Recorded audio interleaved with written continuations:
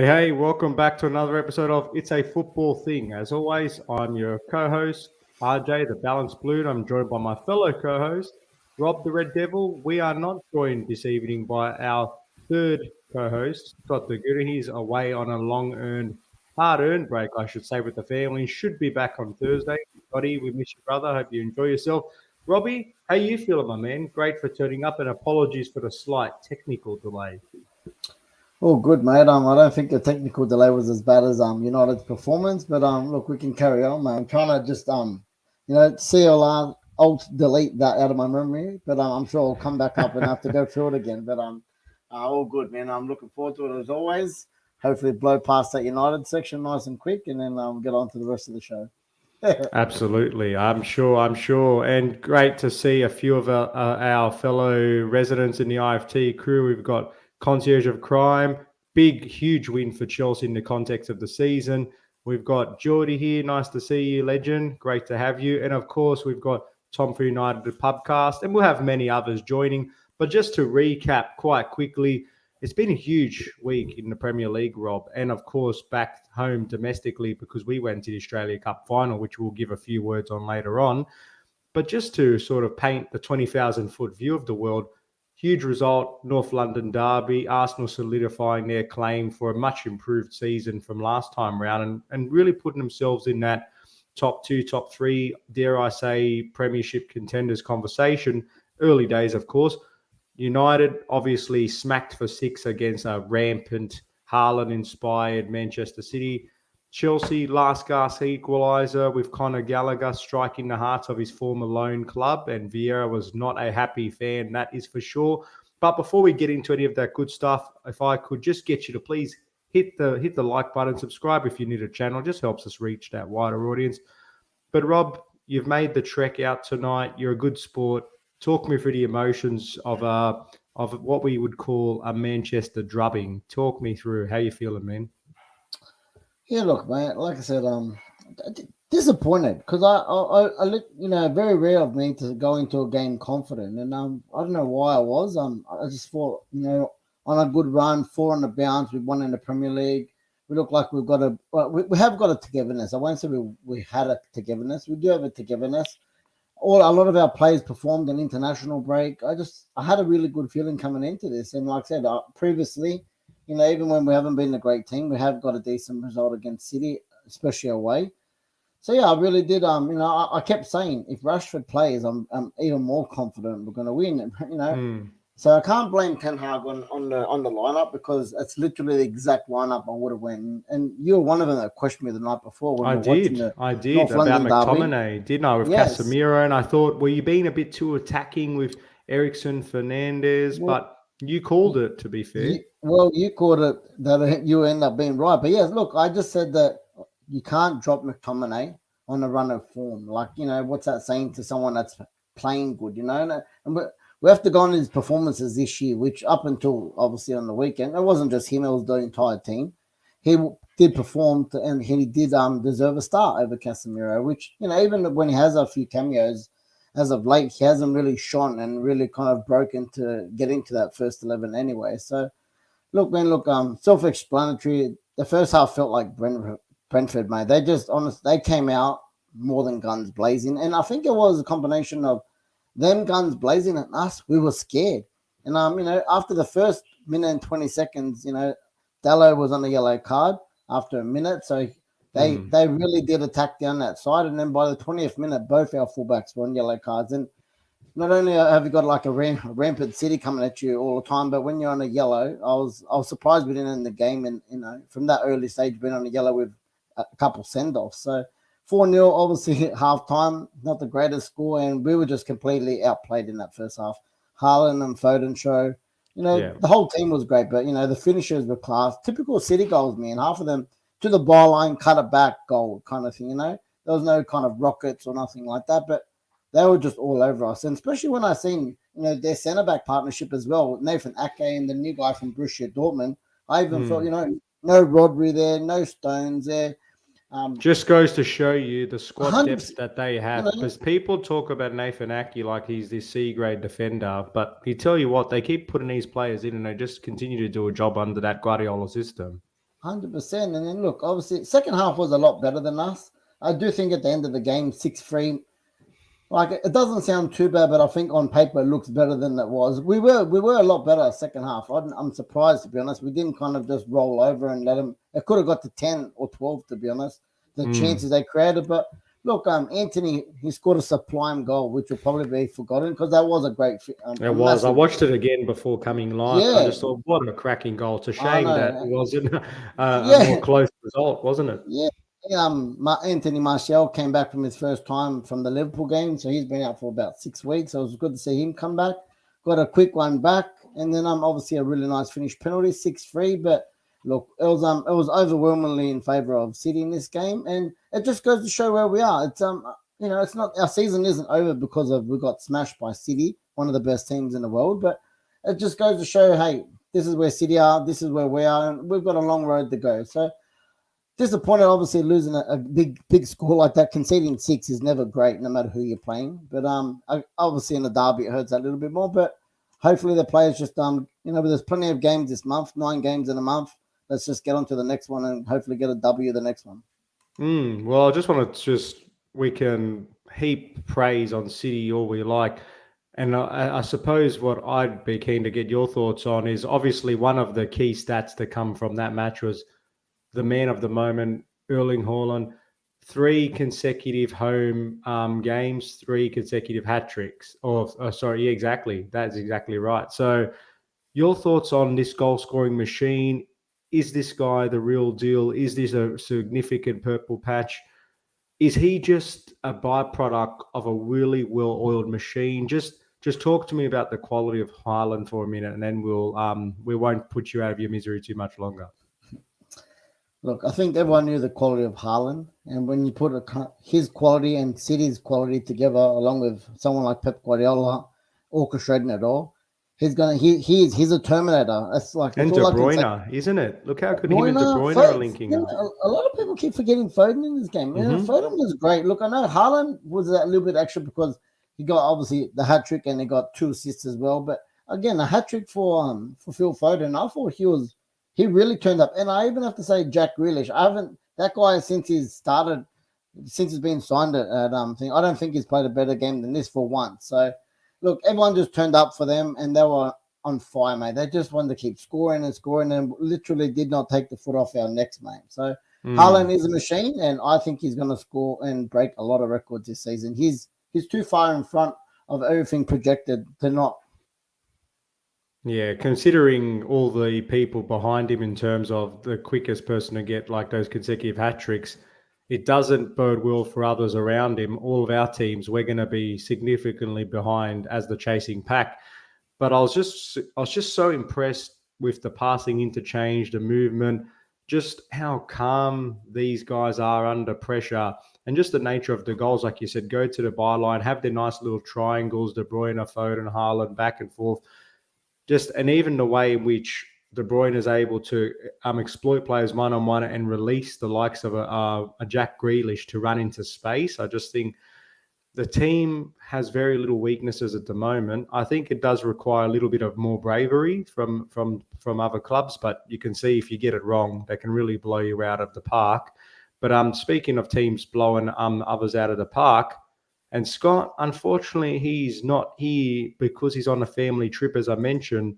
So I thought we'd give him a little praise all the way from receptionless Dubbo. But we were together on Saturday night watching the big North London derby at the Parramatta RSL. And geez, Arsenal looked like they were all over Spurs for large portions of the game. I will give credit to Tottenham. The moment that they equalised, they did have that little 5-10 minute spell in which Arsenal looked a little bit shaken. But overall, Arsenal, and the stats support this, they just totally outplayed, outclassed, outfought an ascending Tottenham. But just your thoughts on Arsenal's big win and what does it mean for both those clubs? Yeah, look, we said before this game, Arsenal have to win this game to be noticed. Obviously, they had the hiccup against us, and a lot of people raised their eyebrows that they haven't, they've been winning, but they haven't beaten one of the big boys. Well, Tottenham is in that top 4, and they are one of the top 6, and they are one of the big boys. And they've been on their own little decent record. And North London derby, a big game. We always know no matter what form you're in, and both these teams coming into big form, they got the job done. And like I said, quite comfortably. Like I said, besides that little bit of after the equaliser, like you said, and they had a little bit of a 5-10 minute patch. Once I got that second, obviously the red card obviously helped as well. But which was a fair call, just for the record. I'm not an Arsenal fan, not a Tottenham fan, but I think on balance of things, at the time I was giving Scott a bit of stick saying, no way, it's not a red, but I think it was a fair call. It was a soft red, but it's a red. If you know that makes sense. You can't not give that. But yeah, look, and obviously once they went down to 10 men, Tottenham, they got the third, killed off the game, and they tried to like even put more on them. So look, deserved top. They've been at the top nearly the whole season, and they've deserved to be there. So I'm really looking forward to their next couple games. I think possibly Liverpool's coming up. When City comes up, that's really going to be a great game. Yeah, some really classy finish as well. We saw obviously Thomas Partey, first time finish, top right hand corner, lovely cutback. That second goal, but what a game changer it was, because obviously those things are in the balance. There's 1-1. We said Tottenham were getting on the ascension. Arsenal were finding their feet again. But the nature of that, wasn't it ever? Between both of them, though, because like we were debating this. Obviously, he's at fault, Lloris, but also some of the defending decision, I felt like just hoofed the ball out of there. So it was classic Tottenham, like the good old days when they kind of concede those goals. But such a game changer. Then the red card compounds it.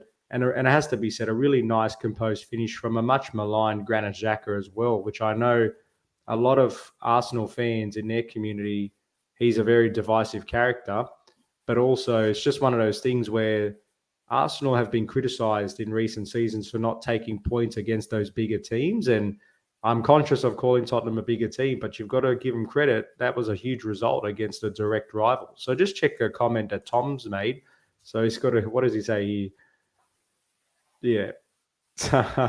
Well, you know what, Tom? I know traditionally that's always the case, mate, but you've got to say, based on how the results are going with the manager that they've got that knows how to grind a result against a bigger team, and especially domestically, it was a massive 3 points for Arsenal. But we don't want to praise them too much on this show, particularly while Scott's not here. So we'll quickly fast forward this bad boy. Just wanted to give you a little bit of an insight into the Chelsea-Palace game. So obviously Chelsea won 2-1, dramatic last-minute equaliser from former loanee Conor Gallagher. Great rocket into the top corner. It's a fantastic shot. For me, the number one shot was the fact that we had a midfielder that shot outside the box rather than us having to rely on our defenders to score the goals or trying to pass our way into the goal. So fantastic to see Conor Gallagher in an advanced position, striking from distance, because you all know what he can do. And Pierre-Emerick Aubameyang, what a finish. Great debut goal on his Premier League debut. What did you think of that, Rob? Instinctive finish, or was the keeper at fault with his positioning? What did you think? Oh, look, I think you got to give the benefit of the doubt to the attacker, mate. He was on the turn, nice little snapshot finish. Like I said, good header from Silva as well, who definitely deserved to still be on the field. Well, I'm glad you said that, because I didn't see this, and it was actually young Daniel. He came up to me the first thing this morning and said, "Rob, I know we got the win, but how did Thiago stand the film? I haven't heard nothing about this. Was it controversial?" He kind of showed me, and I'm like, look, yes and no. It's nothing crazy for me. Look, I think he was lucky to be in the pitch. You have seen them being sent off for that before, but look, Chelsea, I never count them. Like I was messaging a few of the boys in our chat, and like Chelsea down. Like I feel like they always get back in the game. They never give up Chelsea. It's always the last, couple of minutes. If they've equalized, they've always got that chance to get that, one over the line. And they went from 0 points to 3 points. And those 3 points can be very valuable at the end of the season. Oh, for sure. And just quickly on Thiago Silva incident, because obviously I watched it real time and I'm naturally biased, but I watched it several times. And even when it happened, I was never of the view that they were going to give that a red. And I normally call it how it is when I see it, when I get nervous, especially when Chelsea and VAR get mixed together. But he obviously deliberately handballed it. There's no disputing that. But is trying to be as fair and objective as I can. A few minutes before that, Havertz gets fouled, or commits a foul, sorry. In that moment, I legitimately think Jordan Ayew has put his arms and cut across and fouled Silva to hit the ground. So what I think's happened is they've not called that a foul. He's gone into the ground, handballed it. The ref's given a yellow. So the VAR cannot rescind a yellow card, but because because the offence itself, I think, probably could warrant a red card, they didn't want to call it that because they really should have picked up the foul to begin with in the first place. So I think they were trying to use that as a way to not give the red card. And given the distance from goal, he was also running slightly away from goal because where the ball was floating, and you had players recovering. So there was too many of these 50-50s and what-if factors to give that a red card. But look, I can understand why Vieira and everybody else would be blowing up. It's just one of those situations. I also think it's ironic that Thiago Silva then ended up having an absolute blinder. He ended up creating the assist for Aubameyang and then was pretty big into the later stages of the match. But just in terms of the overall performance, look, there were parts of it that I was really pleased with. There were some good interchanges between Raheem Sterling, Kai Havertz, Mason Mount, Reece James, the usual suspects. But again, we dominated possession. We created more shots, but had the equal shots on target, which again is a problem with us. Our shot conversion rate's very low. And Crystal Palace, they always seem to make it difficult against the teams that are meant to be superior to them. Like they always give their teams a tough run, and they're very physical, very attacking. Elise, Isse, Doucouré, they all played very well and kept the likes of Jorginho and Kovacic pretty quiet, which is a difficult task in itself. But I think Graham Potter will be more pleased about the character that they've shown to claw back a 1-0 deficit and take away all 3 points, like you said, Rob. So for now, it's just all about trying to collect those wins and slowly let Graham Potter weave his magic. So, yeah, no, very pleased with that result. Did you have any final words before we move on? No, look, you wrapped that up. Obviously, I only got to see the quick goal rush of them. I was watching the Liverpool game. So, yeah, Mr. Trossard, another drop points for Liverpool, a hat-trick for Trossard. Again, they're another team this year. Good on Tez. How you going, Good mate? to see this legend back here. Look, it's good to see all the Arsenal fans all happy and chirpy. There's the September Premier League champions going well. Oh, look, they've got two months of being top of the tree now, mate. That's massive for Arsenal. That's it. That's right, winning the Champions League. That's it. Put it in the cabinet. Absolutely. But look, there were a couple of other big results that I just wanted to highlight because there were some cracking goals in these games. But the first one that really stood out to me was Newcastle's 4-1 victory over Fulham. Now, on paper, people might say, oh, that's no North London derby, that's no Manchester derby. And okay, traditionally speaking, it might not be the most heavyweight of matches, but these two teams have shown that they've got a strong punch in them and they can really hurt the opposition. We all seen how Fulham's gone great guns this season, and we know the financial juggernaut and the stability that Newcastle are building. That's a big result, 4-1. And I just want to give my shout out to the goal of the week from Almiron. What a volley that was, because we 100%. Saw some other cracking goals. Unbelievable finish. Did you happen to catch any of that game, Rob? I seen all the goals, and mate, again, a rampant Newcastle, mate. Like we kept saying, like on the live scores, bing, bing, bing every 5 seconds. So, and like, look, Fulham's been a very good team this year. Like, they haven't been just someone that's just come up and just kind of hanging around. They've someone that, gone toe-to-toe with Liverpool. They've scored goals. Mitrovic has been on fire. They've bought well. So, and I think a lot of people, including ourselves, thought this was going to be like a 2-1, like a draw possibly. So, but same thing with Newcastle.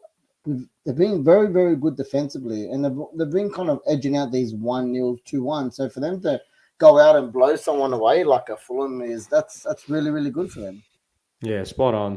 And look, we've all given praise to Eddie Howe and what's happening in Newcastle, but another team that I think gets generally pretty good love on this show. I know that I've been a big proponent given their former manager, now my current manager, Brighton, 3-3 against Liverpool. Now, there's two sides to this. It's Liverpool again showing their defensive frailties, but also the courage and enterprising play that Brighton continue to show despite losing Graham Potter. Again, Trossard, another hat-trick for him in terms of the goals he's accumulating. But that was a very end-to-end game. And Liverpool, got to give them credit, they were 2-0 down. they showed their character to bounce back, but then characteristic to what they've been doing this season, they can't quite close the job and concede a late equaliser to round out Trossard's hat trick. So just wanted to give special shout out to what Brighton are doing, because I know a former guest host on the show, we had Ryan Adset there to check out his stuff. He's a massive Seagulls fan. He was very pleased with the way that they bounced back. But any reflections on the Brighton 3-3 game against Liverpool? Because for me, Liverpool, Trent Alexander-Arnold, for as good as an attacking-minded fullback he is, he has really been showing a massive lack of concentration and confidence with his defensive duties. And it's not just him. It's not fair just to single him out. They've all been woeful. Van Dijk, but even their pressing. I was watching a few clips, and some of their pressing, we're used to seeing such an aggressive press from Liverpool. But when these clips I've been watching and just seeing in the game, they seem disjointed. They seem like they're doing it in a 50% manner. What's going on there, Rob? Is it something happening in the background? Are they just tired? What is it? Why is Liverpool playing the way that they're playing? Look, let's hope it continues that way. But look, I can't put my finger on it. And look, the weirdest thing I thought from this game, and you could obviously see later on how the game went, was his starting lineup. I don't know how something to do with returning from international break, but he had Diaz on the bench, he had Jota on the bench.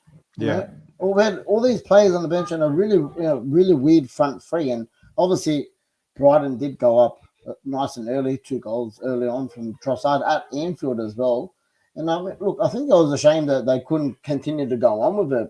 I have to quickly give credit to Roberto Di Zerbi, because I was talking up last week saying, to come in and everyone, like I said, a lot of people won't know him, and a lot of people have seen what a job Graham Potter's. I keep saying that, keep an eye out on this guy, because if that's what he's going to do in his first game, wait till he implements his system, mate. He really likes that. I think him and Brighton are another match made in heaven, because he loves his attacking football, and like I said, a really up and coming manager. And, I'm ashamed they couldn't hold on to the lead, because they did create a lot of chances. But again, Liverpool just they got it back, they got back in front, and then again concede late to drop the points anyway at home. So such a shame to see Liverpool drop points. Yeah, right, Rob.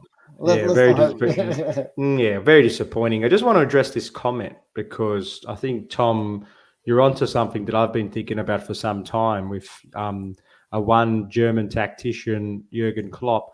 Rob, I'll just read this out. Something definitely not right at Liverpool. Enjoying it. When you look at the cycle of player/manager, definitely looks like an era could be heading towards an end. So just on that, do you think the signs we're seeing at the moment indicate that Liverpool are looking for possibly a change of direction, or maybe even Jurgen Klopp, maybe his mind somewhere else? Do you think that, or are we reading too much into this? Definitely think it's a cycle is definitely coming to an end. Except I think they'll be crazy still if they do get rid of Klopp. I just think the team needs a bit of hit the reset button. Like I said, it took him 7 years to get to it took him a good 5 years to get to the peak of their powers. To be from what they were to obviously winning everything under the sun. It took 4 to 5 years, and now like I said, some play your Mane is leaving. Your Salah, he's still not in the game. He's been very off this year, man. Like 1 goal, 1 assist or something.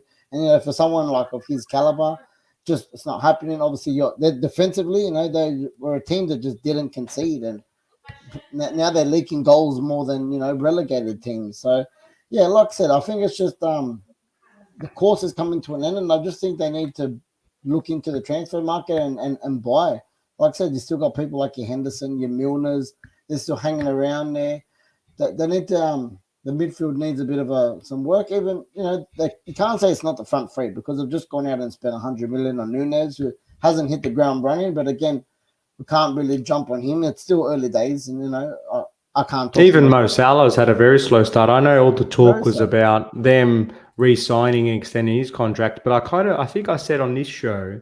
Yeah, but was there a risk? Was there a risk of him becoming complacent, or the club spending too much money trying to keep someone like him and not refreshing other areas of the pitch? But look, it's easy to say that in hindsight now, but again, so tragic to see Liverpool suffering, because we don't like to see it I can't even say that seriously, to be honest. But look, I just want to throw a quick fire out there to the football community. Rob, you'll answer this quick fire now. It's keep, loan, sell, Trent Alexander-Arnold, Kyle Walker, Reece James. So keep, loan, sell. Okay, well, I'm definitely selling Trent Alexander-Arnold. You're such a reactionary fan, Rob. No, mate, I told you he's only good. Just make him a winger, and then I'll keep him maybe. Fair enough. So what was it? Keep? What was it? Keep, loan, sell. So you want to sell Trent Alexander-Arnold, so you either keep or loan. Okay, I'm keeping Reece James. I'm a big fan of. I think he's got age on his side as well. He's got a big ceiling, up and down, defensively and attacking is good. Kyle Walker's good, but I do think he's definitely on the other side of the hill for me just because of his age. So yeah, I'll loan him out, and I'll definitely keep Reece James. Yeah, I think if it was bench, I would definitely say in that order. But I'm not sure because you'd think you'd get some good money to sell Trent, but maybe it's worth selling Kyle Walker because I definitely would keep Dries. He would definitely be starting. But in terms of the loan, it could be a possibility you loan Trent Alexander-Arnold out. He has a good season, comes back, rediscovers. Where you lend him to? Sydney FC? Well, I might lend him to MacArthur Bulls, but we'll get on to them a bit later. So we'll have to see. Good to see you. Go check out these guys on the Football Tragics. Awesome, Antonio. Great to catch up the other night, my man, 100%. Just a quick score update as well into the tipping comp. I see we're on level pegging now, Rob. I've called you back, mate. Or Borto called me back anyway. Well, that's it. I probably would have done better without Portuguese help. He probably hurt me. Nah, stir you up. But in terms of other big results, because we'll fly through these, one of them that I definitely have to shout out was my main man, Super Frank Lampard. Everton have not getting enough credit with the way that they have shown a lot of resilience this season. Like before, they would be losing the games that they've been drawing. They've been conceding a lot less. And in this game, they were 1-0 down away against Saints. We all know how difficult they can be when they get a good run at home. The fact that they were able to turn that around, both goals in the second half as well, because that's when they conceded. Got to give credit to Frank Lampard and respect what him and his team are doing. Debut goals for Connor Cody and Dwight McNeil as well, first in a Toffee shirt. But just wanted to, give a little bit of praise to Everton because I think considering where they were at the end of last season, just narrowly escaped relegation to sort of maintaining this run of unbeaten form, mate, a lot of credit must be shown to them. What do you think? Am I being too praisey here with Everton or do they deserve a bit more respect? Nah, you should be having this conversation with Scott. He's the one that loves bagging Frank. I know. He'd be rolling his eyes crazy if he saw this right now. Oh, look, as you've seen previously, like I've said from the start, I do not think Everton's a candidate to go down. I think he's bought well. He needed time and slowly reaping the rewards. The biggest thing is their defense. They've defensively really, really improved. So, obviously, if you can snatch a goal here and there, naturally they're going to start climbing the ladder. And, look, we've got them next. Then they lost Richarlison as well, Rob. Richarlison was massive. Maupay, I think, will be really good for them if he can score a few goals here and there. But like I said, we've got them next, so we'll talk about that Thursday night. And they will not be an easy beat. Defensively, they're impressive. Very well said. Very well said.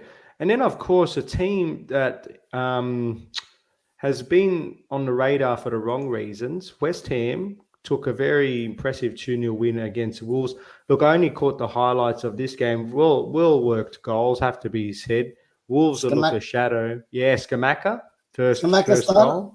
First start, first goal. We've said this on the Thursday night show. We literally said, why isn't he playing? He's scoring in Brilliant finish as well. Very nice finish. So, look, they bought a striker to score goals, mate. I told you. They'll use him in the Conference League. He'll score in every game.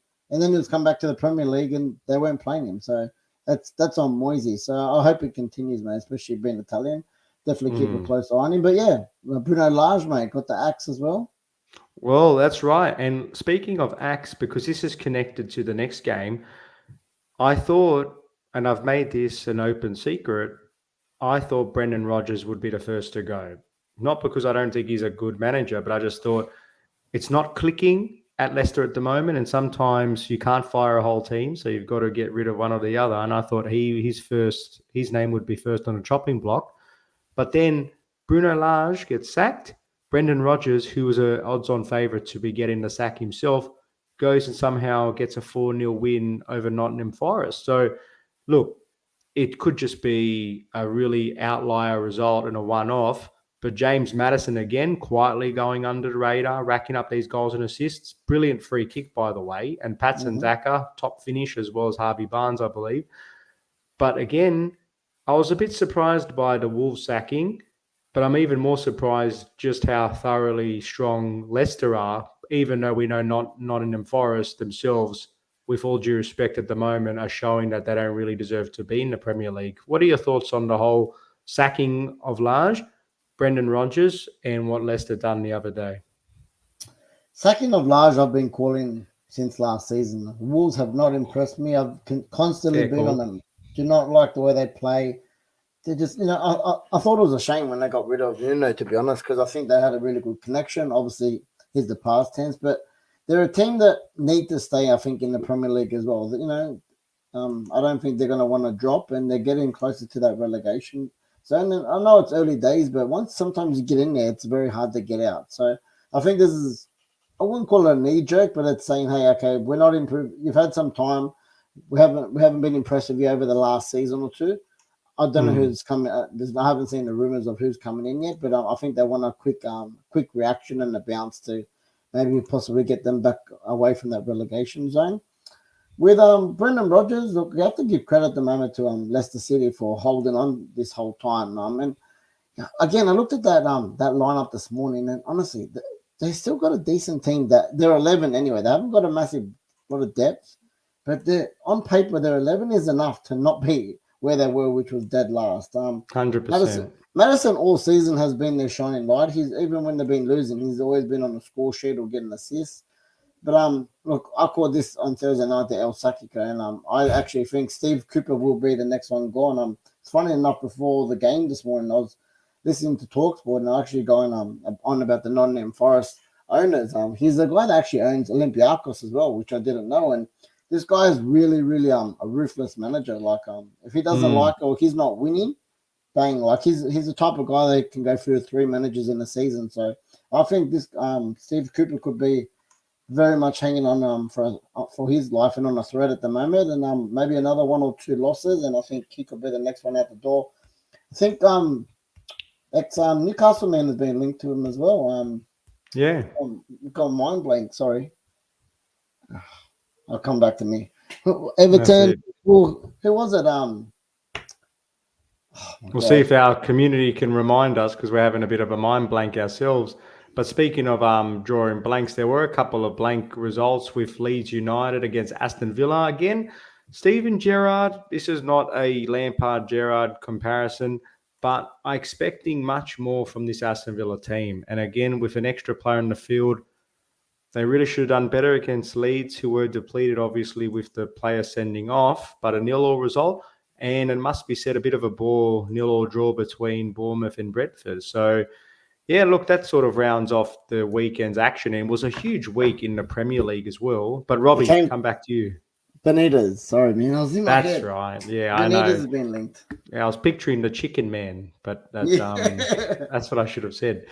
But as in terms of pivoting towards Europe, obviously we've got the prestigious UEFA Champions League competition, and there's going to be some pretty big contests in this next round in the UCL group stages. So tomorrow, and I'll just see if I can bring it up on the screen while we get that up and running. But essentially, I know that our boys have got a monster clash against AC Milan in a pretty much a do or die encounter for us. But hopefully this now comes up for you, Robbie.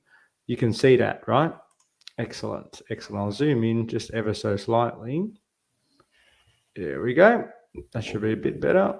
Beautiful. So I just wanted to get your thoughts on some of the key matchups. So for me, I'm looking at the ones at the top, really. Ajax, Napoli, what a cracking game that's shaping up to be. Inter, Barcelona, you can see at the bottom of the screen.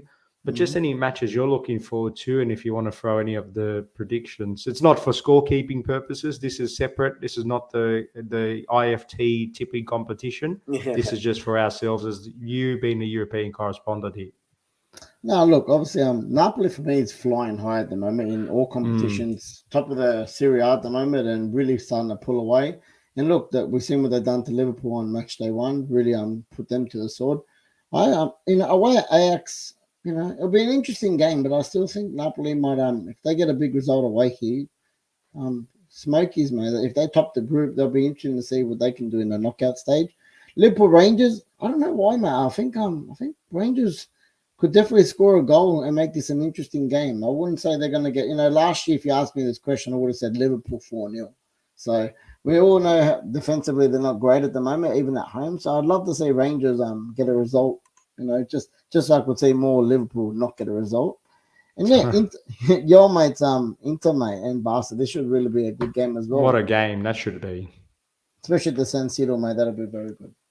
Absolutely. Look, I'm a bit nervous about Inter Milan. Obviously, we've had a very mixed start to the Serie A season. I've seen a lot of good play, but also a lot of frailty as well. And Barcelona, love them or hate them, they've been really strong this season. What I'm hoping is playing against us at home, we do make it difficult for them. I'm just hoping we're quite tight at the back, because if we concede early and we start chasing, I think it can be quite ugly. So I'm just hoping we keep it nice and tight. I would settle for a 0-0 draw, 1-1 draw if need be, or hit them on the counter. But I think that'll be an interesting one. Even the Eintracht Frankfurt versus Tottenham game. Tottenham have got a lot of work to do to get out of this group. Well, they had a 2-0 loss against Sporting on their last match day, so they really do got to bounce back. And then, what else we got? Obviously, Juve, mate, they're coming off their worst start to a Champions League campaign, 2 losses on the bounce. They should be winning this next game at home. They got a good win at home on the weekend, so something with a little bit of positivity. And Kies has started training again, so hopefully in the next 1 or 2 weeks we should finally see him back. 250 days since his ACL injury. I'm sure as an Italian, you'll be happy to see him back. Absolutely. Yeah, look, couple big games, man. So, and obviously we'd love to see Big Ange Postecoglou at Celtic get a result. Would all love to see him get through to the knockout stage. Yeah, that would be fantastic for Australian football. And we'll come back to a theme of Australian football very shortly for the recap of the Bulls versus Sydney United Australia Cup final. But obviously, my main concern is Chelsea versus AC Milan. They're my rivals in Italy. They're now my rivals in the European Champions League group here. They have been really, really strong, I've got to say, domestically. That attack is red hot at the moment. They've got some real stability at the back. Very big fan of ex-Blue Fikayo Tomori. And obviously Leao, he's the next big thing happening over in the Serie A at the moment. But to me, as I said, given the fact that we drew to Salzburg the first game that Potter was in charge, the dynamic for this group has changed dramatically for us. So I'm really expecting us at home to throw everything. I don't want to tip a win because it's super difficult. But if we don't win, you could pretty much say that, the odds of getting out are like 80-20 in the opposite way for us. So look, huge game. It's going to be very interesting to see who Graham Potter goes with, because he's got a few wounded warriors. Does Kante make it back for a cameo? Kovacic was looking quite ginger the other day. Aubameyang, Sterling, they definitely would be there. It's a real question of whether or not Mason Mount and Conor Gallagher both start, or does he go one or the other? So even Koulibaly, man, I think he will be saved for this game because he didn't play against Palace. So I do expect him to start. I say that without confidence, but being somewhat familiar, obviously, with Serie A, European fixture, I'm hoping that he does get a chance to start and showcase his talents, because he's had a bit of a mixed start to Chelsea. But then in terms of the other games, I'm also low-key looking forward to the Sevilla-Borussia Dortmund one as well. It's another top clash on the cards. So what do you think about that one? I hope Dortmund do them. You know me, mate, how I feel about Spanish teams. Especially Sevilla. They always want to. I don't know. They always linger. They shouldn't be in the Champions League, but then they go down the Europa League, and I feel like they win it every year. So, I'm not a fan of the Spanish league, so I hope Dortmund do a number on them. Speaking of doing a number on them, Robbie, Scott, and I and a bunch of friends were at the Australia Cup final the other night to see mighty MacArthur Bulls, MacArthur FC, pick up their first ever piece of silverware to win the Australia Cup against NPL traditional club Sydney United in a 2-0 fixture, 2 penalties to the Bulls. Rob, just some reflections on the atmosphere, the game itself, and just anything you'd want to highlight for those, particularly from a non-Australian background that wouldn't know too much about this type of competition. Yeah, look, firstly, congratulations to MacArthur, to Dwight York Campione, campione. as well. No, look, Yorkie, very happy for him. Obviously, legend, treble winner. So, like, it's nice to see him add some silverware as a manager. And look, I think it was deservingly for MacArthur. Look, it was 2 penalties. They didn't score from open play, but they definitely created a lot more. You had to throw that in. It wasn't from open play. And It's look, still a goal, mate. It's still a goal. It's still a goal, but I said they were going to win, but I did think they created a lot of chances. I did think with the quality they could have put it to the sword a little bit more, and I would have liked to put it to bed without the penalty. Definitely, the first one was definitely a penalty for me. Second one was, I still think it's a bit soft, but look, that's the way it is. Look, for me personally, you can definitely see the difference of semi-pro and professional. One's 1 week out from starting. They had a full preseason and about to start their new league. And obviously Sydney FC, in their league, they actually had a pretty disappointing league. These guys are pretty much been training just for this final. So look, there was a bit of a gap between the semi-pro and professional, but look, undoubtedly the Bulls deserve it, and they might springboard on to something special in the league this year, where it kicks off this weekend. Well, as a proud local and MacArthur fan, I was very proud and pleased to have been able to see them win their first trophy in person. And just, it's good for the area, it's good for the community, but a big shout out also to Sydney United for being the first NPL team to make it to the final. It's a big achievement. They should be proud of themselves. They didn't embarrass themselves in whatsoever in terms of their performance. In terms of some controversial stuff, some of the sections of their fans, on another hand, look, not sensational. We all saw the fallout there with some of the not so great chants and things that were happening there. But credit to the administration for calling out the bad behavior, because this is the kind of stuff where we want to see passion, we want to see atmosphere, but we also want to see respect and sensibility. So you need to sort of strike that right balance. So good on the FFA to come out and talk out against the stuff that we don't want to see in the game, because generally speaking, they were creating an awesome atmosphere, and credit to all the fans that contributed in a positive way. But just even for us, the sporting spectacle at Combank Stadium in Parramatta, there were 16,000 of us. It sounded like 3 times that amount. It was a good game of football. I really was pleased with a player. It was such quality that had injuries not interfered with his progress, we would be hearing a lot more about him, I dare say.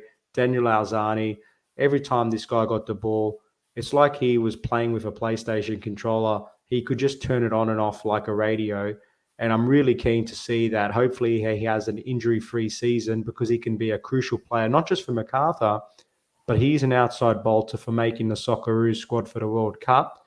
But I was also very impressed with the likes of our captain, De Villa, who scored the opening penalty. So I think he's going to be another crucial player to allow the likes of Daniel Alzani to flourish in those attacking positions. But generally speaking, fantastic to see MacArthur win their first trophy. Great game. Great to see football being celebrated by the Australian community, because, Rob, as we like to say, that's a football thing, my friend. But 100%. Now we just look in towards the quick fires, my man. Have you got any for us this evening? I've got some 3 quick ones, mate. So give me a second. I'll bring them up. Beautiful. All right, here we go. Big night out. Which one is you go to, a Macca's run or a snack pack? Well, I'm not a snack pack man, so it's Macca's for me. I'll go the snack pack in just for Scotty, because I know he'd. That's for Scotty. He'll definitely be jumping at the screen. Snack pack. Sizzling garlic steak or sizzling garlic prawns? Prawns. Sizzling garlic prawns. Yeah, I'll go the prawns as well. And whose volley was better, James Rodriguez or Timmy Cahill in the 2014 World Cup? I'll say Van Persie against Charlton. No, you know what? That's a really good question. I think the quality was better from James Rodriguez, but obviously I loved Cahill's goal for what it meant for our country. Yeah, no, good answer. I'll stick with that, because I think, me personally, again, I think the technique was a little bit more with James Rodriguez. Back turned the goal, took it on the chest, turned, smacked it, went under the post. Same as Cahill's. Again, off the kickoff, a big team against Netherlands. left foot over the top and again underneath the crossbar. So both quality goals. So we'll keep it a tie on that one. You Very got any, good. bro? Yeah, just because Scott's not here, I was going to give you a bit of a Cobra Kai theme just quickly. Who was your favorite character in the latest season? Ooh, I will have to say I've gone mind blank, but his mate, the one that came over. Chosen? Yes, he was really good, man. He was really good. Yeah. And you know what? Just someone that was a little bit a quiet achiever, Tori. I thought like the personality really came out of her. Like you could see the good. You know, she's got good in her heart, kind of thing. Even though she looks all bad and everything, she was pretty good this season. Yeah. Which character most disappointed you this season? I'm not gonna say character, but the disappointing part was the whole start of it. Like I thought Mikhail was gonna like his dad was gonna be someone a lot more like known or something like a bit more sort like of disconnected. Yeah, it was just like okay, that's his dad. Okay, like I thought there was gonna be a bit of a bigger story. Unless you never know, he might come back in the next season, perhaps with Crease, perhaps maybe. Who knows? Yeah, fair enough. We'll see. I think for me, the most disappointing character, controversially, was Daniel LaRusso. I've got to say. I like Tom's comment here. Calm it, lads. Well, buddy, it's been on for some time. You should have finished it already. Just saying, mate. Just 100%. Saying. And for me, some people call it. I reckon it was one of the best seasons. I really enjoyed this one. I'm looking forward to the next one. But what about Daniel LaRusso specifically? He's like, obviously, he's the Mr. Good guy. But do you think his character in this particular season was good or not so good? I just thought I don't know. It was a little bit flimsy for me. I do think he got outshone by some of the other characters because, look, I won't go too much. I don't want Tom to unsubscribe or something. So we'll just tell him the ending now to get it over and done with. That's it. Nah, that's good. Well, that was it from me. But another fantastic discussion. We said before, and let's keep it nice and tight. But the time just flies when you're talking football, Cobra Kai, snack packs, and the like. But man, any final words before we look to wrap this one up? No, look, again. It was good to kind of get that over and done with the United derby. And it's always good to look forward. So I will look forward to seeing you on Thursday night. Absolutely. It's been fantastic. Really enjoyed having the live chat here, buzzing as well, contributing some great comments and insights as usual. If you haven't already, please slap a like on the video. Come back tomorrow, leave a comment. All of this stuff just helps feed the algorithm to be able to let others view our content and perhaps join our beloved community. But until then, let's hope we can welcome Scott back on Thursday, enjoy some awesome UEFA Champions League football to unpack on Thursday and look ahead to this weekend's upcoming Premier League fixtures. But until then, take care. Thank you all and have a great evening. Ciao. Ciao.